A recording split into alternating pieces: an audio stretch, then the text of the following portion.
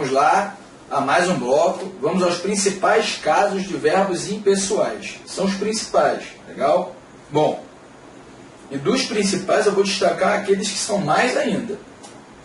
Com o verbo haver, significando existir, ocorrer, há alunos na sala. É o verbo haver no sentido de existir. Verbo impessoal. Verbo impessoal não possui sujeito e fica no singular. Outra, houve 3 brigas no clube. Ocorreram 3 brigas no clube. Então olha só que interessante. Se eu fosse trocar pelo verbo existir, ficaria existem. Existem. Tá legal? O verbo existir, ele é um verbo pessoal. Ele varia. Tá legal? Ele se flexiona.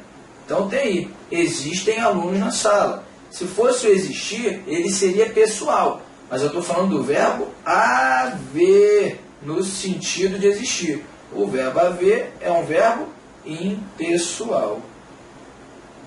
Impessoal.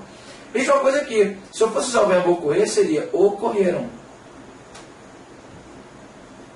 É o verbo haver no sentido de ocorrer. Ou seja, verbo haver é um verbo impessoal. Então preste atenção, muito cuidado com isso. Sendo impessoal, o que tem que saber? Não possui sujeito e fica na terceira pessoa do singular. Normalmente é isso, tá legal? Claro que nós temos a exceção, que já foi citada no bloco anterior, do verbo ser. Então cuidado. 2. Verbos que indicam fenômenos da natureza. Verbos que indicam, por si só, eles já indicam fenômenos da natureza. Chover, ventar, entardecer. Então, ó, quando anoiteceu, choveu muito. Então, ó, anoitecer, chover, eles são verbos impessoais. Impessoais. Cuidado, porque quando você fala assim, olha, exemplo, choveram ou choveu palavrões na reunião. Você está usando esse verbo no sentido figurado. Ou seja, quando ele for usado no sentido figurado, ele vai ser pessoal. Ele vai se flexionar. Então você vai falar choveram. Choveram palavrões. E palavrões será o sujeito. Legal? Claro, ele não está no sentido, né, real dele, no sentido denotativo, que é indicar aí um fenômeno da natureza, choveu. Não, ele está sendo usado no sentido figurado, no sentido conotativo. Então ele já se torna um verbo pessoal. Então cuidado com isso aqui, cuidado, cuidado, cuidado mesmo. Legal? Vamos lá. Continuando. Verbo, deixa eu colocar aqui. Verbo fazer, haver e ir, indicando tempo decorrido. Faz 5 anos, né, que não vou a São Paulo. Esse fazer aqui faz 5 anos, indicando o tempo passado, tempo decorrido. Ele é um verbo chamado de verbo impessoal. Há muitos meses eu não vou a São Paulo. Há muitas vezes também o verbo haver indicando tempo passado, tempo decorrido. Então você tem aqui verbo impessoal. E já vai para 5 anos que não vou a São Paulo. Esse já vai aqui é o verbo ir também indicando o tempo passado, impessoal, tempo decorrido. É isso, verbo impessoal. Se ele está sendo chamado de impessoal, você tem que falar que ele não tem sujeito e também tem que falar que normalmente ele fica na terceira pessoa do singular. 4. Um verbo passar seguido da preposição de, legal? Na referência a horas. Ou seja, cuidado, é passar mais de. Passar mais de. Indicando o quê? Hora. Já passava das 5 horas. Então esse verbo aqui, ele é um verbo impessoal. Qual o sujeito? Não possui sujeito. Ele vai ficar no plural? Não, ele vai ficar no singular. Tá legal? Vamos lá, continuando. 5. Com os verbos fazer, estar, ficar, parecer, indicando tempo ou fenômenos naturais. Faz 2 anos que trabalha aqui. Mesma coisa, verbo fazer indicando tempo. Impessoal. Impessoal. Está calor aqui, indicando o fenômeno da natureza, fenômeno natural. está, calor aqui, impessoal, impessoal. Ou seja, não possui sujeito e fica no singular. Com o verbo ter no sentido de haver, muito cuidado, tá legal? Embora seja um uso coloquial, tá legal? Uma linguagem mais falada do que escrita. Quando você usa o verbo ter no sentido de haver. Exemplo, alguém bate a porta do banheiro e você fala, tem gente. Na verdade, você quis falar a gente. Seria uma linguagem falada para uma linguagem polida, uma linguagem culta. Então, mas quando o verbo ter for, já cai em prova, estiver no sentido de haver, tá legal? No sentido de haver, você vai falar que ele vai ser impessoal. Tem muitos alunos aqui. Tem muitos alunos aqui, esse tem, perceba, ele não está com acento. Então, ele foi usado corretamente. Ele está sendo usado no sentido de haver. Cuidado, quando eu falo ele tem, é diferente de eles têm. Isso aqui é singular e isso aqui é plural. Quando você quiser usar o verbo ter no plural, você usa o acento diferencial de número. A gente aprende na aula de acentuação gráfica, tá legal? E este acento não perdeu, não saiu com a reforma ortográfica, ele permanece, tá? Os verbos ter e vir. Bom, 7. Com os verbos bastar e chegar, importantíssimos, seguidos da preposição de, nas ideias de suficiência, ou seja, bastar mais a preposição de, basta de brincadeiras, chega de mentiras, são verbos impessoais. Então, ele tem aqui uma classificação, verbo impessoal, impessoal, tá legal? Não possuem sujeito e ficam no singular. 8. Com os verbos ir, seguidos de preposição para e em, ou em, tá legal? Indicando o tempo decorrido. Vai para 2 anos que ela não fala comigo. Mas aí, ó, de novo em destaque. Verbo impessoal. Se é um verbo impessoal, ele vai ficar no singular, pois não possui sujeito. E item 9, destinado aí, dedicado ao verbo ser. Com o verbo ser, indicando distância, hora, data, fenômenos naturais, né, da natureza. Daqui à porta são 2 metros, indicando distância. Verbo impessoal. Impessoal. Porém, ele vai concordar com o predicativo, com o termo que se segue. Tá legal? São 5 horas da manhã. Verbo impessoal. Se ele é impessoal, ele ficaria no singular, mas é o verbo ser. Verbo ser é uma exceção. Uma exceção. Então, cuidado aí, que ele concorda sim com o tema que se refere. Então, ó, são 5 horas, hoje são 10. Hoje são 10 de dezembro, são 10 de dezembro, verbo impessoal. E já era outono, indicando o fenômeno natural, clima, também verbo impessoal. Então, muito cuidado com isso. O verbo impessoal, quando classificado, qualquer verbo, quando classificado como impessoal, ele deve ficar obrigatoriamente no singular? Em regra, sim. Mas há a exceção, que cai bastante em prova de concurso, que é a exceção vinculada ao verbo ser. Então, muito cuidado com o verbo ser. Tá legal? Bom, vamos aí. Como cai em concurso? Ele tem uma questão, sugiro sempre que você leia o que está sendo perguntado e depois retorne ao texto.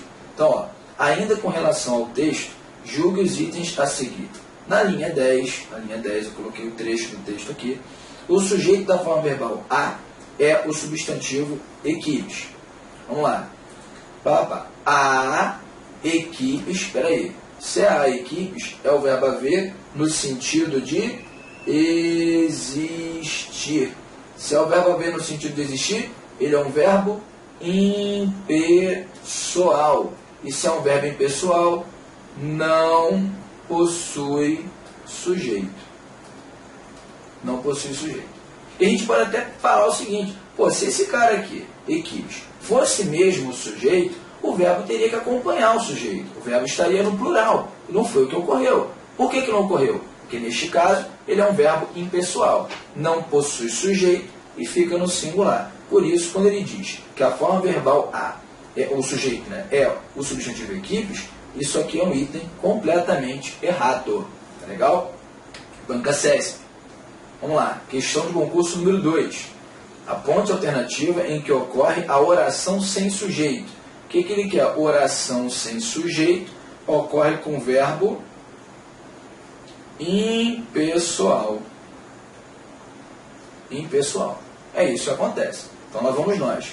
Bom, precisa-se de uma babá. Precisa-se de uma babá. É o verbo precisar. Alguém precisa de uma babá. Eu não sei quem. Então nós vamos aprender um pouquinho mais à frente que este cara é um verbo transitivo indireto, que quem precisa de alguma coisa, tá? É um verbo que pede um complemento com preposição, e quando aparece vinculado a uma partícula C, essa partícula C, ela é a responsável pela indeterminação do sujeito. A gente vai falar especificamente disso já já. Tá? Então nós temos aqui PIS, partícula que indetermina o sujeito, índice de indeterminação do sujeito. Acontece com alguns tipos de verbos. Um deles é o transitivo indireto. Tá? Então esse PIS aí, o sujeito, ele é um sujeito indeterminado. Indeterminado. Mas, de qualquer forma, nós podemos pensar assim.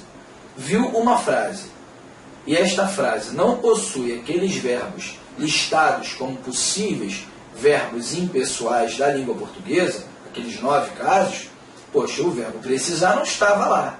Então, eu posso partir do seguinte princípio. Essa oração possui sujeito. Ela só não vai possuir sujeito se for o verbo impessoal. Quais são os impessoais? Verbo haver, verbo ter, lá no sentido de haver, verbo fazer, indicando o tempo passado, indicando o fenômeno da natureza, bastar mais de, chegar mais de, né? Enfim, aqueles verbos que foram listados lá na parte da impessoalidade verbal. Se você não vir verbos, né, algum verbo presente naquela lista, você pode, sem medo, pensar em verbo pessoal, então. Se não for, por exemplo, o haver e o fazer, que mais cai em prova, né? O haver e o fazer. Se não for o verbo haver, caramba, poxa, possivelmente isso aí é uma oração com o sujeito. Esse verbo é pessoal. Então, muito cuidado com isso. A primeira, a gente vai aprender o que é sujeito indeterminado. Na segunda noite, caiu sobre a cidade. Quem caiu? Qual é o sujeito do verbo? A noite. A noite é o sujeito. Está aqui. Alguém mentiu. Qual é o sujeito? Alguém. Sujeito. Alguém mentiu. Verbo. Hoje fez muito calor em Fortaleza. É o verbo fazer, indicando o clima, fenômenos naturais, fenômenos da natureza. Então ele é um verbo impessoal. Impessoal. E se é um verbo impessoal, ele não possui sujeito. Logo, esta oração que termina no ponto final é uma oração que possui um verbo impessoal, portanto, é uma oração sem sujeito, gabarito letra D de dado. Legal? Tranquilo? Continuando. Tipos de sujeito. Vamos lá. Sujeito simples, composto, oculto, indeterminado, oracional. Simples. A gente vai falar de um por um. Simples é aquele que possui apenas um núcleo. Lembrando, núcleo é a parte mais importante de uma estrutura sintática. Então, quando fala Maria passou no concurso, qual é o sujeito? Maria. Maria é o sujeito. E o sujeito com um núcleo só. Se eu tenho um núcleo só, é um sujeito simples. Legal? Está vinculado ao verbo passar, que está aqui no singular. Maria passou. Se eu colocasse Marias passaram, meninas passaram, realmente é o sujeito. Agora, minha mãe chegou. Qual o sujeito do verbo chegar? Ó, verbo, qual o sujeito do verbo chegar? Minha mãe. Se ele te perguntar qual é o sujeito, você fala minha mãe. E qual é o núcleo do sujeito? Mãe. Mãe é o núcleo do sujeito. O minha está ligado à mãe. Então, mãe é o núcleo do sujeito. Logo, um sujeito com um núcleo só vai ser chamado de sujeito simples. Legal? Tranquilo? Então, sujeito simples é aquele que apresenta apenas um núcleo. Sujeito composto apresenta mais de um núcleo. Então, vamos lá. Maria e Joana chegaram. Qual é o sujeito? Maria e Joana. O sujeito está aqui. Pedro, qual é a parte mais importante da estrutura sintática? O centro. Então, há duas palavras importantes. Mesmo grau de importância, que é Maria, tá legal? E também a palavrinha Joana. Se eu tenho um sujeito com mais de um núcleo, esse sujeito vai ser chamado de sujeito composto. Então, nós temos aqui o sujeito composto vinculado ao verbo. Perceba que você tem dois núcleos e o verbo está no plural. Faz sentido. Né? Na aula de concordância, a gente vai falar de outras possibilidades. Uma lá que o verbo vai poder ficar no singular, concordância atrativa, concordância gramatical, mas não adianta nada chegarmos à concordância, à aula de concordância, sem saber achar o sujeito, identificar o sujeito. Então, cuidado com isso. E Júlia e sua mãe vieram. Qual é o sujeito do verbo? Eu tenho Júlia e sua mãe. Júlia e sua mãe, sujeito. Sujeito. Sujeito simples ou composto? Quantos núcleos há dentro desse sujeito? Quais são as palavras, ou qual é a palavra mais importante? Eu quero falar que apenas Júlia veio? Não. Júlia e sua mãe. Os núcleos. Júlia, mãe. Então você tem dois núcleos, sujeito, composto. Você poderia ter 3, 4, 5, 10, 15, 20. Mais de um núcleo, já temos o sujeito composto. Tudo bem? Tranquilo? Vamos lá. Seguindo. Sujeito oculto. É uma espécie de sujeito determinado, que não aparece escrito na oração. Eu chamo, gente, de óbvio, tá legal? Mas que pode ser identificado pelo contexto. Chamado de implícito, são outros nomes, ó, implícito, elíptico, desinencial. Então, o sujeito oculto pode ser chamado de implícito, elíptico, desinencial, em prova de concurso. Inclusive de sujeito simples, sujeito composto. É o óbvio que não precisa ser escrito. Quando eu falo, comprei um livro, você fala, pô Pedro, se eu colocasse 2 livros, continuaria comprei. Então eu percebo que esse termo, um livro, não é sujeito, porque se fosse sujeito, ele iria influenciar a forma do verbo. Não. Então quem comprou o livro? Qual é o sujeito? Está aqui, ó, está oculto. Qual é o sujeito? Eu. Apareceu escrito na frase? Não. Mas eu consegui identificar? Sim. Então ele seria um sujeito simples, mas vem caindo em prova como simples ou também como sujeito oculto. Sujeito oculto ou sujeito desinencial, elíptico, sujeito implícito. Tá legal? João e Maria se conheceram na praia. Começaram uma amizade que virou uma paixão. Ó, começaram. Quem começou? João e Maria. Sujeito oculto.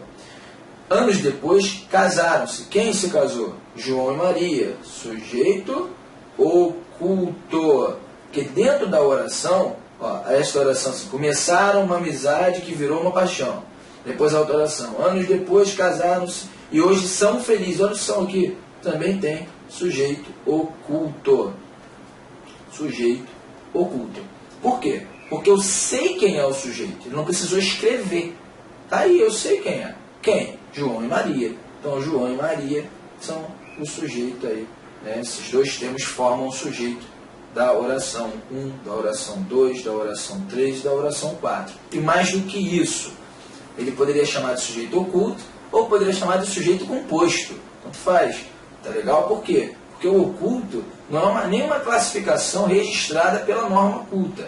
Mas, como cai em prova de concurso, e nós estamos aqui para isso, para fazer uma prova de concurso e passar, nós temos que nos adaptarmos aí em relação ao contexto do concurso público. Legal? Então a gente vai se adaptando. Bom, sujeito indeterminado. Pedro, sujeito indeterminado, como é que funciona? Primeiro ocorre quando a identidade do sujeito é indeterminada. Quem fez aquilo, a gente não sabe. Legal? Então o sujeito é classificado como indeterminado. Há 3 maneiras de indeterminar um sujeito. Normalmente, o verbo na terceira pessoa do plural, sem o sujeito explícito, ou seja, compraram livros. Quem comprou? Ninguém sabe, mas alguém comprou. Então o verbo está na terceira pessoa do plural. Legal? Outra, verbo de ligação, verbo intransitivo, transitivo indireto. Transitivo direto seguido de preposição, que é o famoso objeto direto preposicionado. Vamos falar de tudo. Na terceira pessoa do singular, mais a partícula ser, em determinação do sujeito. Esse ser. Exemplo, nós colocamos, necessita-se de livros. Quem necessita, necessita de alguma coisa. Verbo transitivo indireto. Verbo transitivo indireto.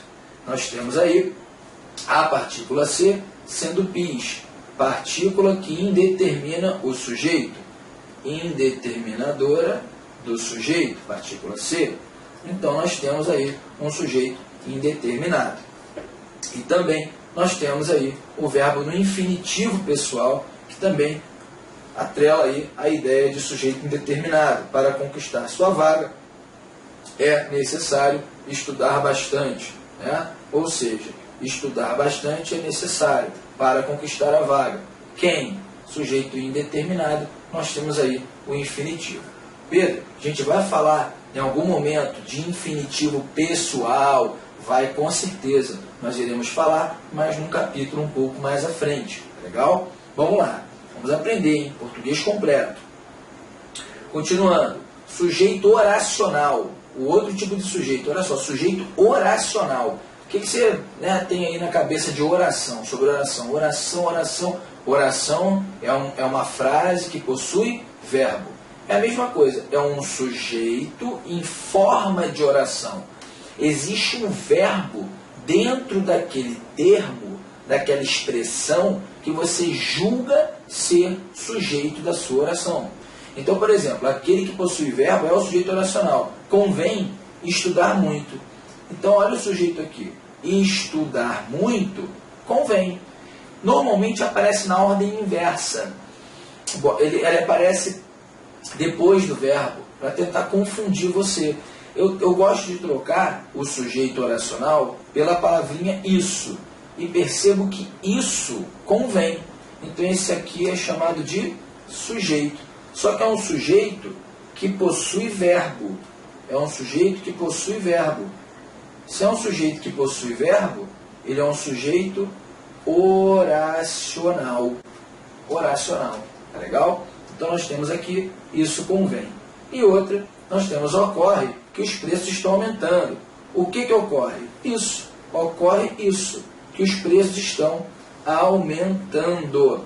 Então nós temos aqui mais um caso de sujeito oracional. É um sujeito que possui verbo, e neste caso aqui, ainda posso dizer mais. Ele está atrelado a uma locução verbal. Perfeita. Então o sujeito é um sujeito oracional. Tá legal? Tranquilo? Bom, vamos arrebentar agora aí nas questões, tá? Envolvendo o tipo de sujeito. Só que antes de eu falar das questões, vamos só fechar esse bloco com aí uma coisa muito importante. A gente não falou ainda de voz passiva, nem vai falar agora, tá? Mas eu vou antecipar um conhecimento de voz passiva necessário para a feitura de questões.